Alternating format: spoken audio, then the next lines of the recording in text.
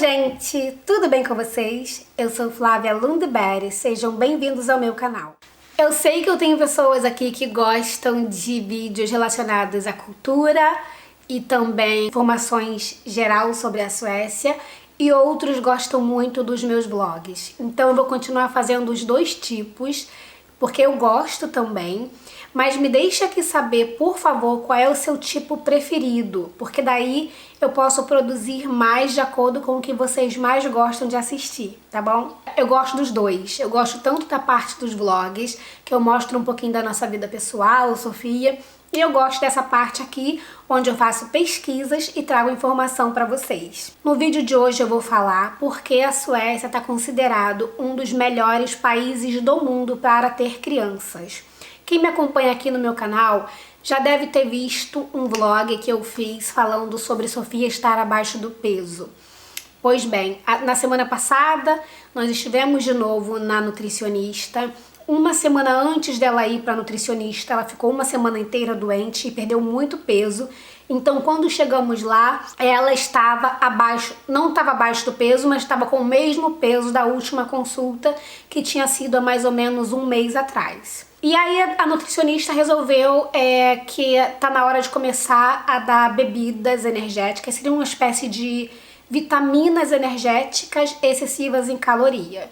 No início eu tava um pouquinho resistente, mas agora eu acho que é também uma boa alternativa para ela, porque ela está em fase de crescimento, ela cresce muito, sempre que a gente vai lá ela tá muito mais comprida, mas não está ganhando peso. E aí vamos experimentar. A consulta foi um pouco estressante, essa última que tivemos. Eu fui com ela e eu fiquei na metade da consulta, depois meu marido chegou e eu tive que sair correndo porque eu tinha que dar aula numa outra escola. Então eu fiquei no início, ele ficou no final. E daí a nutricionista tinha dito pra ele que mandaria pra casa pra ela experimentar umas amostras grátis de vitaminas com calorias excessivas. Eu vou mostrar pra vocês agora um pouquinho quais foram as bebidas. Aqui estão as bebidas energéticas que Sofia recebeu. Eles mandaram diferentes tipos, sabores. Esse aqui é de baunilha. E o diferencial desses é a caloria, tá vendo? Eles são muito ricos em caloria e proteína.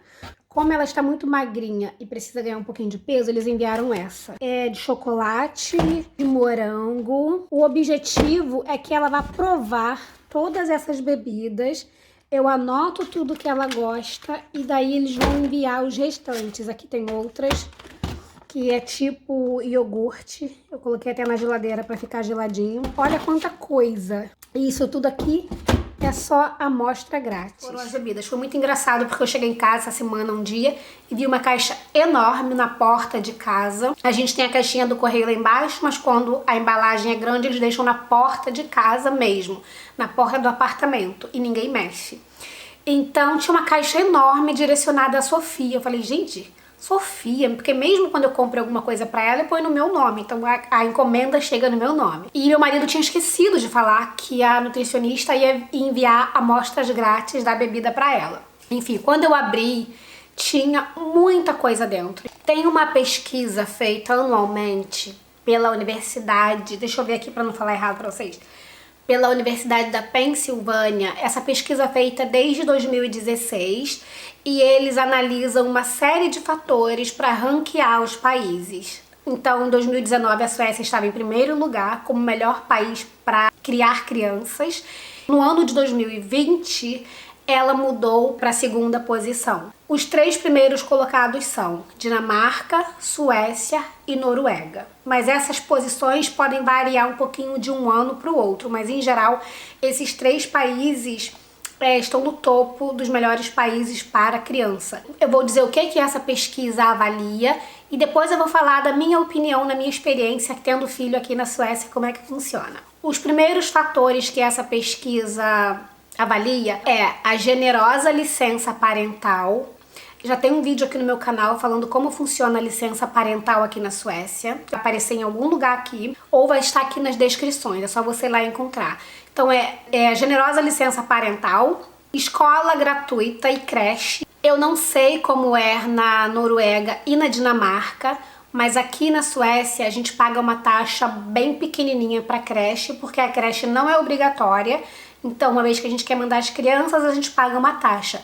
Mas é muito pequena e tá também relacionada ao salário da família. Então, assim, ainda assim é uma taxa justa. E a outra parte é o sistema educacional em geral. Aqui você, por exemplo, na Suécia, você pode estudar desde o primeiro ano do ensino fundamental até um doutorado e você não precisa pagar absolutamente nada por isso, porque esse valor que é investido na educação é do imposto que a gente paga. Além disso que eu já falei, existem ainda outros fatores que contribuem para deixar esses países ranqueados como eles estão. Como, por exemplo, serviço de saúde, cuidado, direitos de igualdade, né? Por exemplo, a tão discutida no Brasil igualdade de gênero, aqui é muito importante. Salários que são mais ou menos equiparados, as diferenças de salário aqui entre profissão não é tão gritante. Então, por exemplo, um professor ele ganha menos que um médico, obviamente, mas não é assim tão discrepante a diferença de salário. E tem outros fatores também que contribuem, mas eu vou deixar aqui linkado a reportagem que eu li. E se você quiser ler mais, é só dar uma traduzidazinha lá e ela tá bem clarinha, assim, especificando por que esses países estão tão bem ranqueados. Mas agora eu vou falar sobre a minha experiência aqui na Suécia e porque eu também considero que a Suécia é sim um dos melhores países para criar crianças. Muito minha experiência mesmo, né? As creches são excelentes e você dentro das creches você tem uma série de leques que você pode escolher. Já tem vídeo no canal também falando sobre como funcionam as creches suecas. Então, se a minha filha vai numa creche sueca, normal, mas eu poderia ter ela colocado numa montessoriana, numa Waldorf, numa inglesa. Tem uma série de diferentes creches aqui e eu não precisaria pagar nada extra para ela estudar numa dessas outras escolas mais específicas. As crianças são bem-vindas aqui em qualquer lugar. Se você vai num parque, se você vai num restaurante, num shopping, qualquer lugar, as crianças são bem-vindas. Nos transportes públicos, por exemplo, estação de trem, qualquer lugar você tem acessibilidade, então tem elevador em todos os lugares. Também as calçadas, né, são feitas de formas excelentes para que você possa andar com seu carrinho de bebê ali. Então é muito essa parte da acessibilidade, essa parte da criança ser bem-vinda em todos os lugares, isso é muito visível em qualquer setor aqui. Eu lembro que quando eu estive em Nova York, há mais ou menos 2 anos, eu fiquei muito decepcionada, porque a maioria das estações não tinha elevador, eu não sei se tem ainda, mas não tinha. Então meu marido e eu ficamos segurando o carrinho nas escadas, às vezes eram estações completamente profundas e a gente tinha que ficar carregando aquele carrinho nos braços. Teve uma outra situação muito desagradável lá, que a gente foi no restaurante jantar, num dos dias que estávamos lá, e a pessoa do restaurante olhou para minha filha e perguntou: ela vai ficar aqui? E eu disse: sim. Vai ficar onde? A minha filha. E ele ficou bem irritado porque eu tinha uma criança à noite no restaurante para jantar. Aqui na Suécia é impensável, ninguém nunca vai te olhar torto, pelo contrário. Se você chega com uma criança em qualquer restaurante, a primeira coisa que as pessoas fazem é trazer uma cadeira de criança para a criança sentar. Muitos restaurantes têm livrinhos com lápis que eles dão para as crianças ficarem brincando.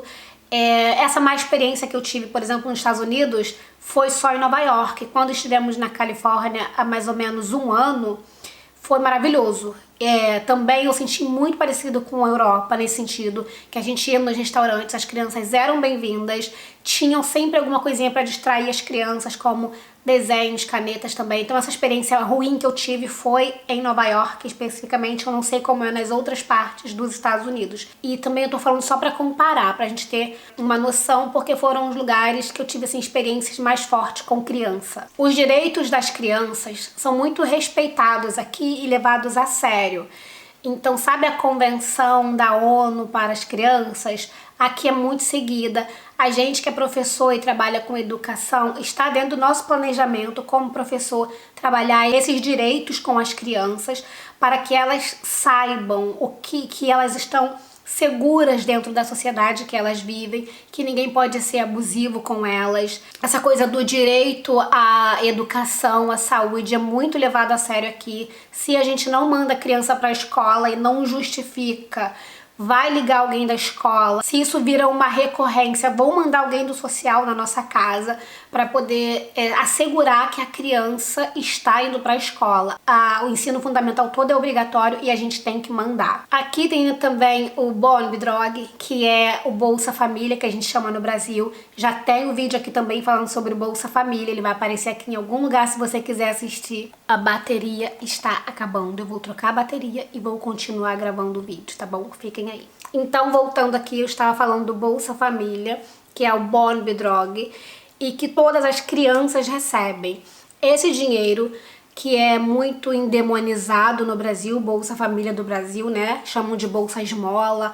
Enfim, aqui ajuda muitas crianças a terem uma vida mais digna, porque esse dinheiro pode ser usado para comprar roupa, para melhorar a alimentação da criança. Ele é suficiente num mês para uma criança. Então, nenhuma criança vai passar necessidade aqui, porque tem esse dinheiro assegurado mensalmente do governo para elas. A Sofia recebe também.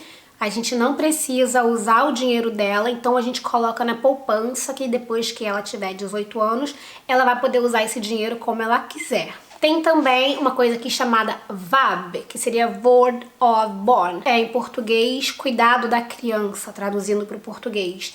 Se minha filha tá doente e eu não vou trabalhar, eu posso pedir uma licença como VAB, que seria porque eu estou em casa, não estou indo para o trabalho, mas não é porque eu estou doente, é porque a minha filha está doente. E aqui a gente não tem babá, não tem essas coisas, então os pais são sempre responsáveis. Eu posso, dentro de um ano, tirar até 120 dias de VAB para cuidar dela caso ela esteja doente. Na verdade, esses 120 dias é dividido comigo e com meu marido. Então seria, sei lá, 60 para mim, 60 para ele. Mas a gente pode fazer isso. Eu também posso tirar licença se eu estou doente. Chama sjukamela em sueco. Mas se eu fizer isso, tirar porque eu estou doente, eu sou mais descontada. Então se eu fizer o VAB, que é para tomar conta de Sofia, eu ganho um pouquinho mais do que eu ganharia se eu tivesse doente. Acho que vocês entenderam. Enfim, então isso é maravilhoso porque a gente sente segurança de que vai ficar em casa cuidando do filho se ele tá doente, não foi uma escolha nossa, e que você ainda vai receber, não 100% daquele dia, mas acho que 80%, se eu não me engano, daquele dia, que já é muito bom.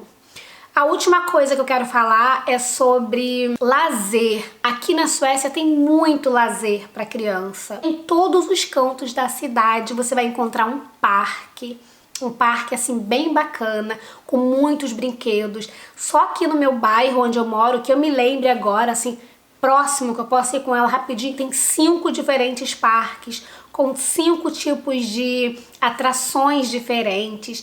Então, essa parte é muito legal. Como eu já disse um pouquinho antes, a criança ela é bem-vinda em todos os lugares aqui. Os museus, tem muitos museus aqui para criança. A maioria desses museus, as crianças podem tocar nos objetos, elas podem interagir com os objetos. Então, isso torna o museu mais interessante para a criança, porque eu lembro quando eu era adolescente, museu para mim era uma coisa distante, era uma coisa chata, porque não tinha essa interatividade. Aqui não, as crianças adoram ir para museu em geral porque tem. Livro é muito acessível, muito acessível para crianças aqui. Então nenhuma criança vai ficar com problema de leitura porque não pode ler. Além de serem relativamente baratos, tem a opção de comprar de segunda mão, tem a opção de ir a alguns lugares e pegar livro. Aqui perto de casa mesmo tem um sebo, né, que é aqueles lugares que vendem livros usados, e eles têm uma prateleira enorme com livros para doar. Então você vai lá, você pode pegar um, você pode deixar outro. Isso é muito legal aqui. Tem bibliotecas, muitas bibliotecas em muitos diferentes lugares. Então você pode ir lá e você pode buscar muitos livros. Eu ainda não uso biblioteca, porque como eu sou professora de português, eu tenho muitos livros de português e eu vou lendo esses com Sofia, mas se eu preciso, inclusive livro de português tem aqui nas bibliotecas, pelo menos na maior, que fica no centro. Então, sim, eu concordo, a Suécia é um país maravilhoso para criança. Eu acho que eu teria dificuldade, talvez, de sair com ela para outro país. Eu sentiria falta, eu acho, de algumas coisas que a gente tem aqui e que são tão maravilhosas. Espero que vocês tenham gostado desse vídeo. Se gostaram, deixem seu like, como eu pedi no início, deixem sugestões aqui embaixo. Gostaria muito de saber a opinião de vocês, qual é o tipo de vídeo que vocês gostam mais vlogs ou mais esse tipo de vídeo falando sobre cultura. Muito obrigada por terem assistido esse vídeo até o final. Se inscreva no canal se ainda não está inscrito. Eu quero chegar a 1000 inscritos até o final de junho, esse é o meu objetivo. Então se inscreva se ainda não está inscrito. Beijos e até o próximo vídeo. Tchau!